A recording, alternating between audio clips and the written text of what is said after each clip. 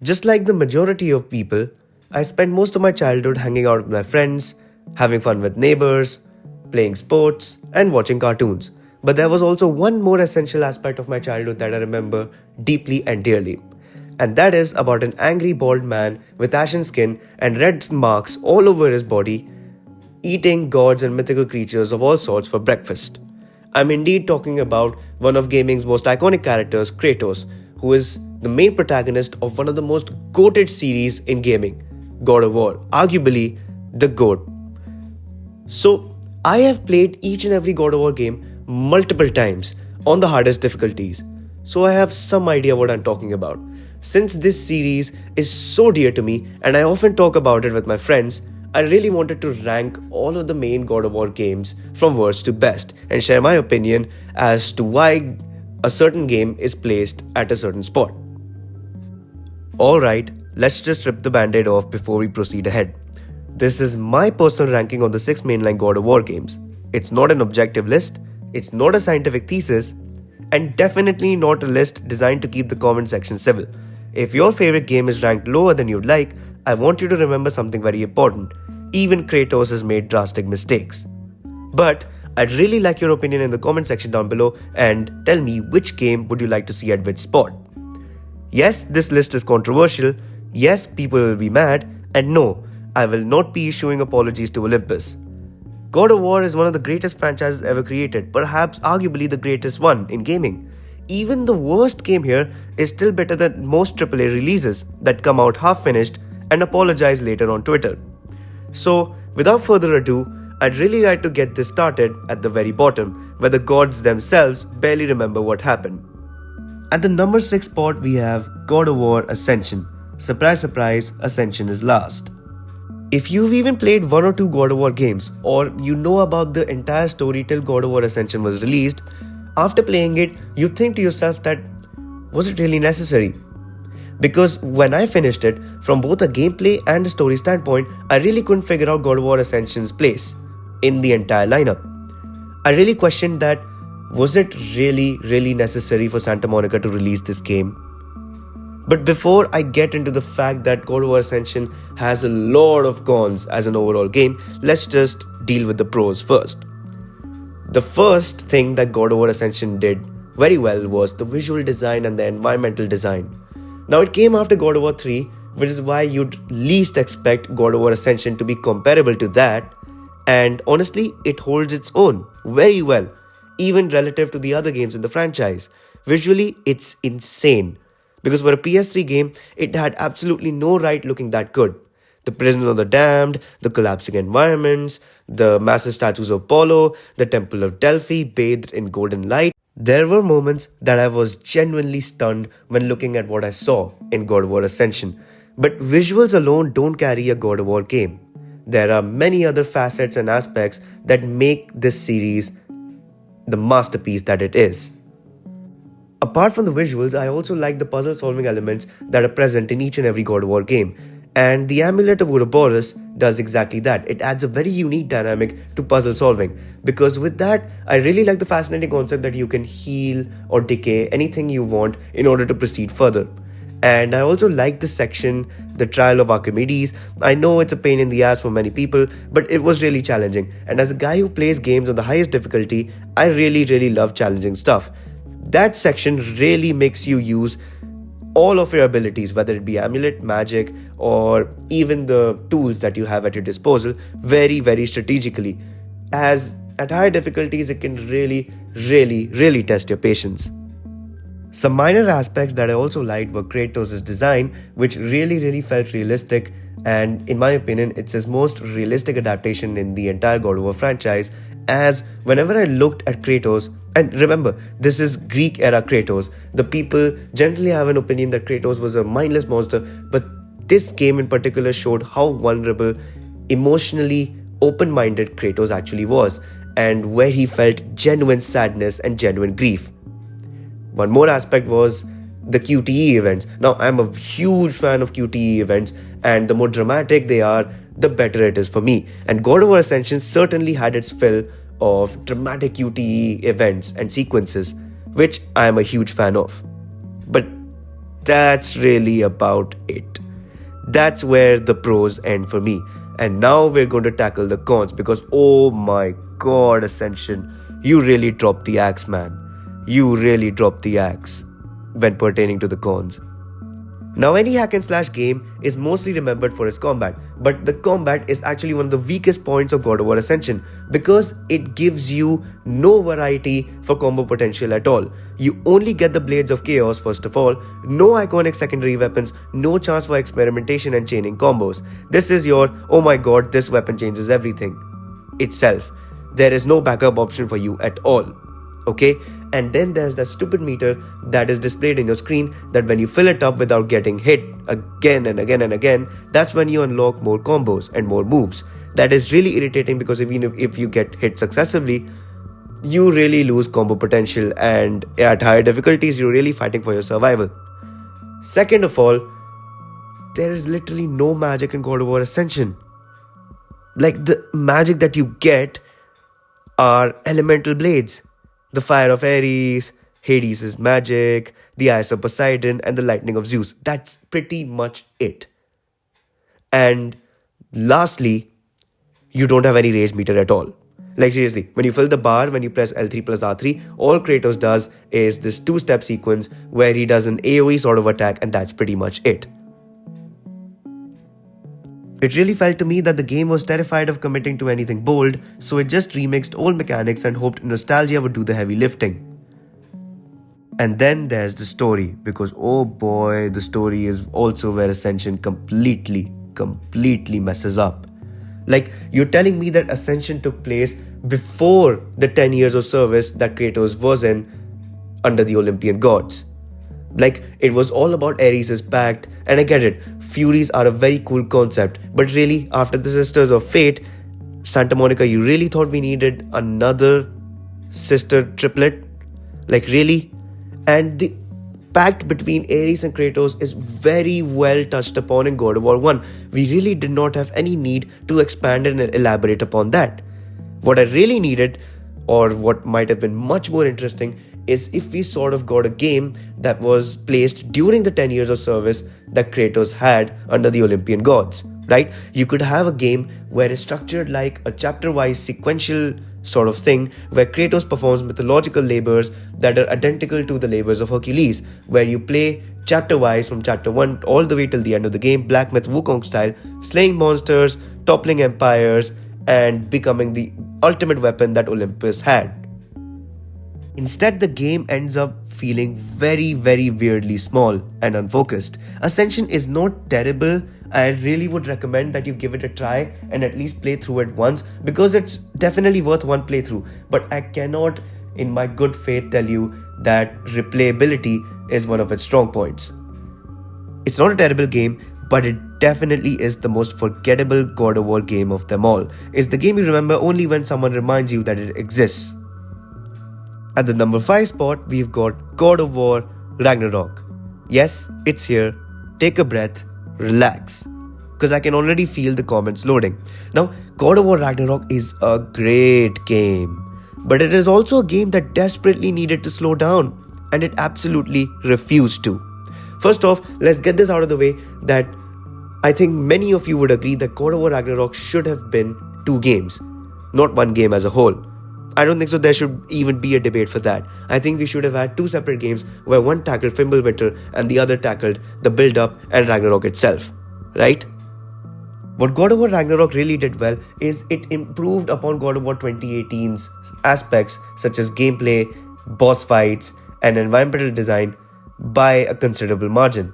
Because we really got to see fun dynamic bosses in the form of Garm, Heimdall, Gná, and the Berserker King. Okay, but there were also lackluster bosses such as the one Atreus fights, the giant Atreus fights. There's Thor and Odin, because both of them are great characters, but they're terrible boss fights. I know this is a hot take, but I did not really like Thor, especially after having fought Baldur in God of War 2018. Really liked the addition of Draupnir's spear as a weapon because it was an allude to Kratos' Spartan days, also its unique ability to multiply itself and burst whenever you wanted it to. I really like that as a concept, and it really improved how to approach combat a bit more strategically and systematically. Also, I really felt that having Freya as an ally too, alongside Atreus, was a welcome addition in my perspective. Gameplay wise, Kratos was perfect, but Atreus, I really like that they're experimenting with Atreus, but I really felt that his combat was a bit lacking overall. Now, I don't blame them, this is their first time creating a playable character apart from Kratos, so I really don't blame them. Hopefully, they can improve upon it in the future. But if I had to say that I really had to meditate myself in order to stop bursting out of anger and rage when playing Atreus' sections, I'm really stating an understatement. Because Atreus' section, especially the Ironwood one, please don't make me talk much about Ironwood, because this video will be of 2 to 3 hours at least if I go on ranting about Ironwood. Atreus' sections were fun as an experiment, but overall were really irritating.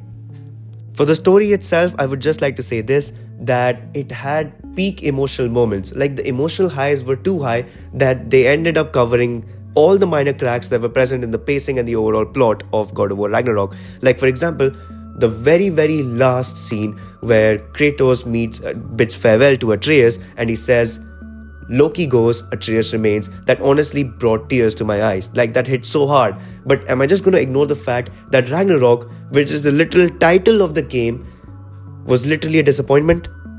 Like, really? You made Ragnarok such a huge disappointment as an event, and you had to cover it up through this peak emotional moment. Like, it's clever from Santa Monica's part, but as a God of War fan, I really felt that I needed much more than that. As for characterization, I really felt that there was only one character, in my opinion, that really delivered and was pitch perfect. And this is a hot take, but it was Heimdall for me. Heimdall did exactly what he was intended to do in the entire game. Now, Odin and Thor needed much more screen time, in my opinion, to have much more complete character arcs rather than condensed ones. Because Thor had a good arc, but there could have been so much more that could have been done, because Thor himself is the most popular Norse god in any media. And whichever game or movie involves Thor, you really gotta give him a considerable amount of screen time. Okay? And I know Odin is supposed to function as this behind the scenes, mysterious kind of figure, but you could have at least made him much more threatening. Like, I had to play the game multiple times in order to wrap my head around Odin's personality and what made him an actual menace to Kratos, Atreus, and Freya. Right? As for the open world, I really loved Vanaheim, because what's not there to love? There are a lot of side quests to do, there's a lot of explorable areas in that game, and I really felt that God of War Ragnarok went all in for Vanaheim, but it really dropped the ball when it came to other realms. Okay? First off, Midgard felt like it went through budget cuts, to be honest. Like, it was all over the place. Okay?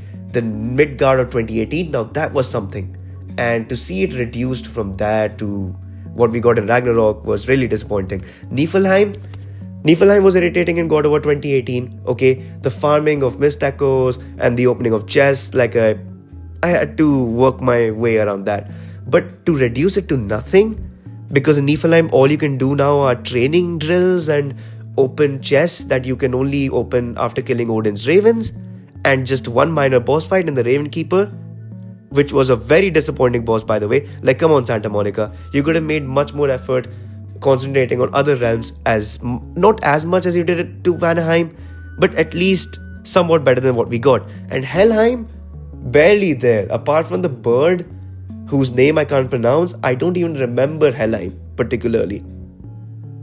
Now, I get that 2018 was an experimentation in order to transform and transition the God of War franchise into a more open world sort of franchise, right? But having 2018 as a blueprint, I really expected them to improve drastically in God of War Ragnarok. But again, as I said, it was rushed, and maybe that's why it felt lackluster overall. I felt Freya and Freyr also needed much more screen time, because honestly, we barely got to see Freyr in the entire game, and Freya forgave Kratos too early, in my opinion. Ragnarok has incredible emotional moments, but those moments work over time trying to make up for pacing issues throughout the game. It's ambitious, it's emotional, but you gotta admit that it's rushed. Like, a lot. And to be dreadfully honest, I really think the chemistry between Mimir and Kratos and the DLC that we got, God of War Ragnarok Valhalla, really pull up this game in my eyes. Because if they didn't exist, then this game might not have been as much to my liking as it is right now. At the number 4 spot, we've got God of War 1, the original God of War, the OG, where we all got to see the angry bald man for the very first time, who was trying to commit suicide in the very first frame and trying to end the franchise before it even started. When I first saw that scene, I really felt like, what is this guy doing? And then we pull up to the scene of the Aegean Sea, and then we get some more context. Now, immediately when we were thrust upon battling armies of the undead and battling the Hydra, I really felt that I was introduced to a world that was going to be epic, a saga that was going to be so memorable and so legendary that I could never forget it for the rest of my life. And to be honest, it really was that. Kratos in this game is not reflective, he is not wise, he is not growing, he's just angry, traumatized and pointed in a certain direction. And honestly, that really worked for me. When I got to know the context of what happened with Kratos' family and what has he done throughout the previous decade, and that his final task was to defeat his former mentor, the God of War Ares himself, so that he could finally be rid of his nightmares, sounds really simplistic as a story, but really gives you the vibes of that epic Greek mythological saga that you hear in Greek folklore, right?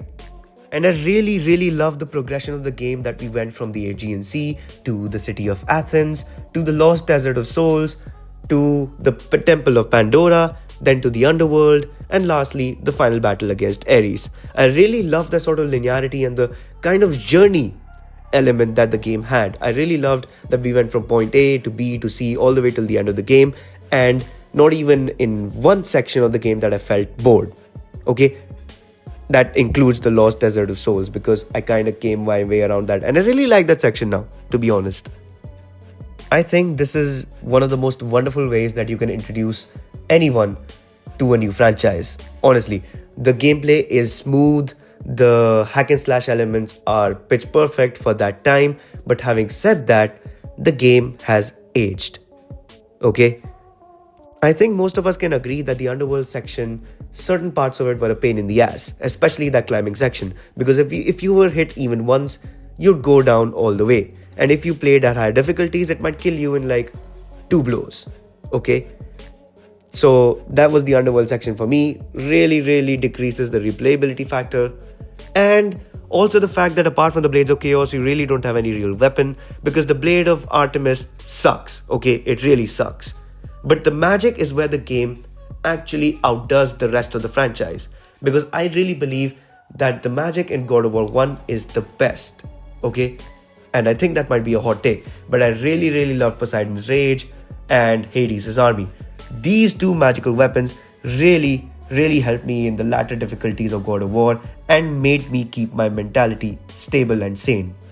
As I told you, I really like to enjoy any game at its hardest difficulty, and I really want to say that I wanted to commit suicide when I played against Ares at God mode, because that boss fight, iconic it may be, was tense and absolutely miserable if you were playing on God mode. As someone who enjoys suffering apparently, that fight felt less like an epic duel and more like the game asking, do you have the balls to see this through? The first phase won't give you that much trouble, but if you do not have a full magic power for the second phase of this boss fight, you'd be stuck in an endless loop of seeing your very own clones dismantle you and your entire family right in front of your eyes multiple times throughout the day. Like Ares at God mode took me like 1.5 days to get through, okay? And it was majorly because of that second phase where you had to use Hades' army and Poseidon's Rage so strategically, so well timed, that it absolutely made you feel like Archimedes himself. Overall, the game is the perfect way to lay the foundation to this masterpiece of a franchise, and you've got to give respect where it's due. I just really don't think that it holds that well compared to the other entries that we'll tackle further upon in the list. Before we continue and unveil our top 3, I'd really like to make this request that you guys please subscribe and like the video. It'll really help grow the channel, and honestly, I can't wait to bring you much more quality content, and seeing your support would really encourage me further. I really want to give you guys the best content that I personally can give. I'll give it my 100%, and I would really love if you hit that subscribe button. And whoever has hit that, thank you from the bottom of my heart. Now, let's proceed ahead. At the number 3 spot, we've got God of War 2018. Yes, I said it. This is the one. I can just see the comments, man. I can just see the comments like, what an idiot you are, Devil Crow.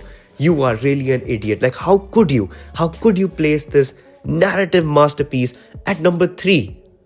Seriously, what's wrong with you? Like, have you just thrown your brain in the dumpster? Seriously? But guys, before you roast me to death, hear me out. I really have my reasons. God of War 2018, if I were to rank the entire series based upon plot and story alone, there is no way that God of War 2018 is not at the top, okay? It has no competition at all. From a characterization, plot and story standpoint. Kratos as a father, his relationship with Atreus, the restraint, the maturity, the emotional burden he has, the sins that he has to bear of his past, and you can really see on his expressions, like his expression become much more nuanced and much more open since his Greek days. And that's what made God of War 2018 so much memorable. Took a character defined by rage and asked, what happens after the anger? What is left? And that really is incredible because you see a guy who's struggling to raise a son which he did not want to have at all, right? Having his previous family murdered by his very own hands. I could not believe the fact that Santa Monica would reinvent Kratos and really give him another shot at parenthood. Huge props to Santa Monica that they're going in the direction that Kratos would be traversing into different mythologies from one to another. And I really like the fact that they went with the Norse mythology after the Greek one because it really is my second favorite mythology after the Greek, okay? It really felt like a proper journey to me, okay? In the ways that the characters are introduced from Brock, Sindri, Mimir to Freya. Honestly really made me feel that we're really part of a very huge emotional journey for both Kratos and Atreus for different reasons altogether. Huge props to Santa Monica for making each and every character have a very unique personality of their own and how they interact with Kratos and Atreus differently. Also, I really like the fact that you could access multiple realms in the game and each realm had its unique aura, its unique attractive characteristics, right? From Alfheim's beautiful background and its light and its beaches to explore, to Midgard's lakes and caverns and various kingdoms to explore, from Niflheim's mist to Muspelheim's trials. I really loved this sort of experimentation that Santa Monica indulged itself into. And I've got to be honest with you, Mimir was my favorite part of the game. Like, Mimir is that really cool uncle who really ensures that the father does not screw up his job. Mimir also gave us many unique lore insights into the world, into the Norse world of the God of War universe. And honestly, I couldn't just wait to hop on the boat and just listen to his tales, man. Like, just travel from realm to realm just to hear Mimir speak of unique tales from Norse folklore, right? But you might ask yourself that this Devil Crow is an idiot. All he has spoken about God of War 2018 are positives, right? Overwhelmingly positive things. Like the story, excellent. The characterization, brilliant. The progression could not have been improved in any meaningful way. And the reimagining of the world and the characters as a whole, like, salute to Santa Monica. So why is the game at the number 3 spot? It's largely due to personal preference, and it's largely down to the combat. For me, the combat in this game is heavier, slower, and more systemic. Okay, it's brilliantly designed, but it just really feels like that because of the build variety that's there in this game, and because of the fact that you have runic attacks and stuff that you could access through mere pushing of buttons and let Kratos do all the stuff. And if you have busted builds, you could literally one-shot the enemy if you want to. But that's kind of a negative for me. Really loved the free-flowing aggressive combat that the Greek games had. That really made you feel that you had to be a skilled warrior in order to survive, even at the higher difficulties. Because at the higher difficulties of God of War 2018, I really believe that you could cakewalk through them if you have the correct build, right? And I get it. It was a reimagining, but in my opinion, Santa Monica could have had much more interesting story bosses if it wanted to. The only interesting one, in my opinion, was Baldur, and Baldur had to be interesting because he was the main antagonist of the game. Baldur was also my second favorite character of the game. I mean, Kratos is my all-time favorite, but if I had to look at the side characters, there's Mimir and Baldur. Atreus, I was a bit irritated with, but I liked the dynamic he had with Kratos. The bosses themselves were very repetitive, and you might say Devil Crow. There were Valkyries in the game, and each and every one was located in different realms and had different movesets. Well, they had different moves, yes, but they were very few in number. Largely, the mechanics of the Valkyries was pretty much the same, okay? Apart from Sigrun, who really gave me nightmares, but she was nothing compared to Ares, trust me, because of my build, right? Because the build was overpowered that it made one of the hardest bosses in the entire franchise into a cakewalk for me. Largely due to personal preference, and having said that the boss variety is limited and the pacing kind of drags in places, and while the story is phenomenal, I really believe the gameplay doesn't always match my preferred tempo. This is not a quality issue, this is a vibe issue, because I really believe that these top 3 games are as near to perfection as you can get in terms of video games. Okay? And if you have God of War 2018 or any of these 3 games as your favorite game and you consider it the best game in the franchise, I would really not complain. I don't think so I would even complain if you have Ragnarok as your number 1 spot. But if you have Ascension, I really believe you need to get your head checked. Drum roll please. And at the number 2 spot, we've got God of War 2. God of War 2 is escalation executed perfectly. God of War 2 is what happens when a sequel understands its assignment. Everything is bigger, everything is grander, everything is sharper, and everything matters much more than God of War 1. Like really, when you're Santa Monica and you've made Kratos the God of War at the end of God of War 1, you really think to yourself like, how would you proceed ahead? And then you would think that there are all these other gods in the pantheon, and since Kratos is holding such a divine position, you really have to ensure that he falls from that grace and picks himself. Like that is what you would expect from a game like that, and honestly it delivered on that front and so much more. Seeing Kratos battle the Colossus of Rhodes, having his God of War powers drained from himself and battling just like the guy he was in God of War 1, using his tactics, his battle IQ and his brute strength to his favor, honestly really added to the spectacle so much, because just seeing the Colossus in the background and seeing the battle that's happening, God of War 2 is really a game of grand spectacle. Both God of War 2 and God of War 3, actually every God of War to be honest, okay? But God of War 2 really had this allure to it, okay? Especially design wise, it was impeccable. Like really, you gotta look at the Sisters of Fate. The Temple of the Sisters of Fates alone really pushes it to as perfect design as a game could have. God of War 2 is what introduced to the franchise a way of ensuring that your character still has to progress further ahead in power, right? Because you see Kratos, who is betrayed by Zeus, and Zeus kind of kills him in a very cowardly manner, and Kratos has to pick himself back up from the dead and has to work his way from ground zero all the way to the strength that he had. That is executed perfectly, and it laid a blueprint for future God of War games, right?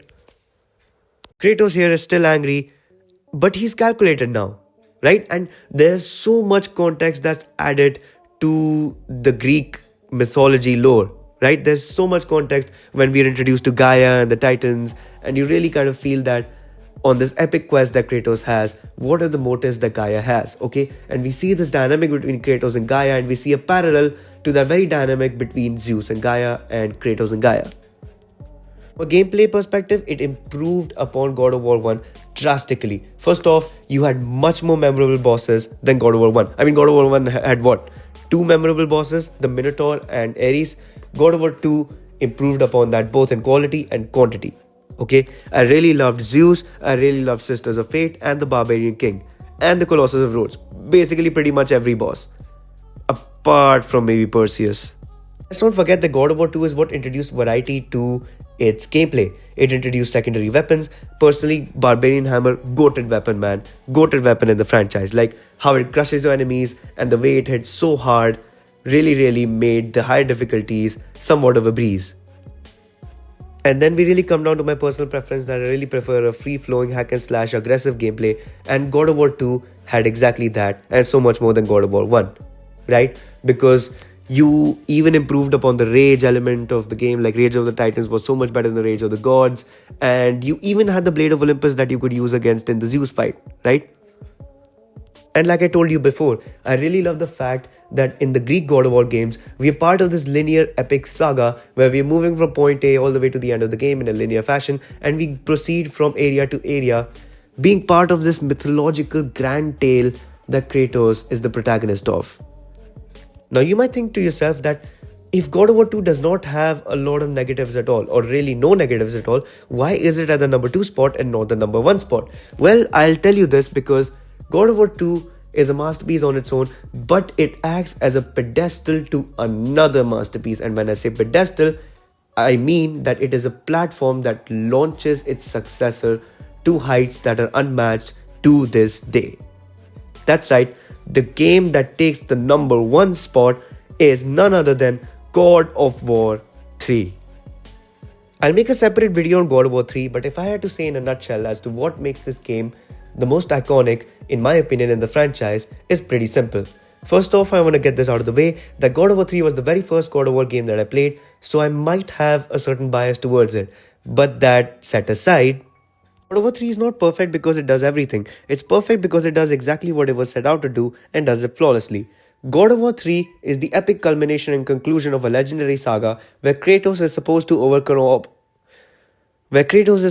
overcome obstacles of mythological proportions, and he's supposed to butcher the very gods that subjected him to all the nightmares that he endured.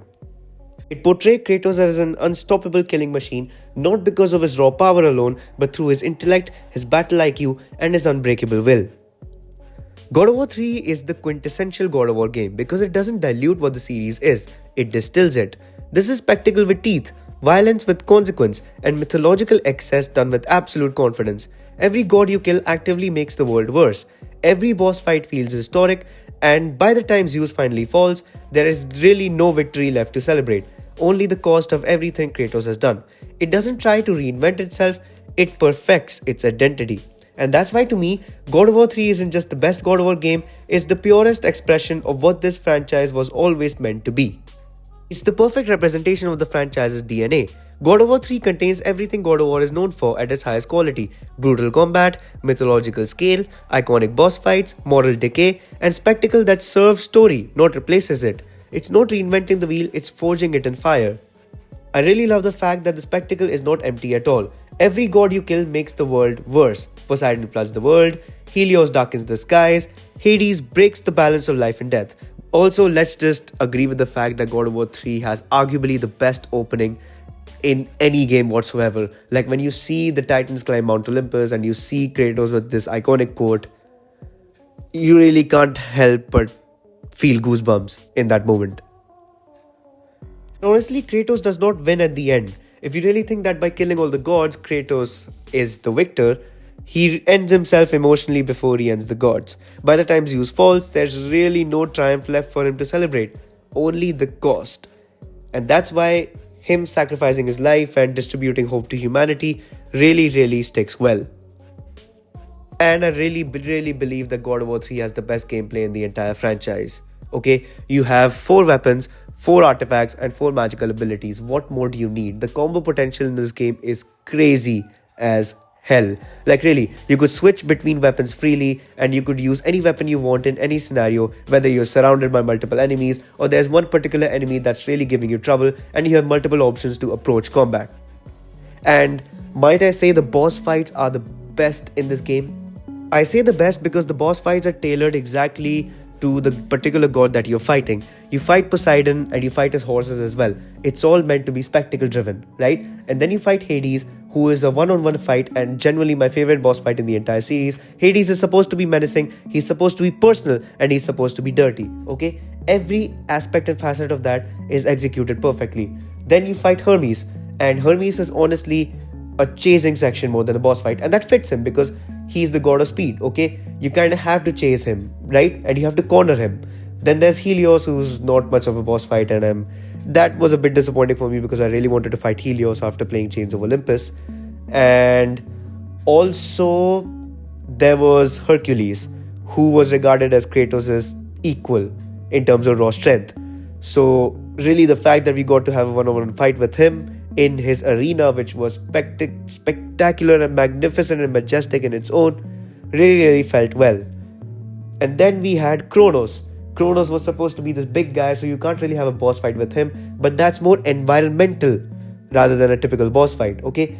And finally, we have Zeus, okay? The big bad, the guy who has three phases to his boss fight, and each phase is executed perfectly. And I really like the innovation that it had from the 2D Mortal Kombat style thing all the way to the typical God of War 3 boss fights, okay? So let's see, we've got best opening, best gameplay, and best execution. If you factor all of that in, I really feel that God of War 3 is kind of the best game in the franchise. No doubt in my mind about that. But guys, let me leave you with this one thought. I really believe that God of War 3 is God of War at full volume, no compromises, no apologies. It's not perfect because it's deep, it's perfect because it's honest.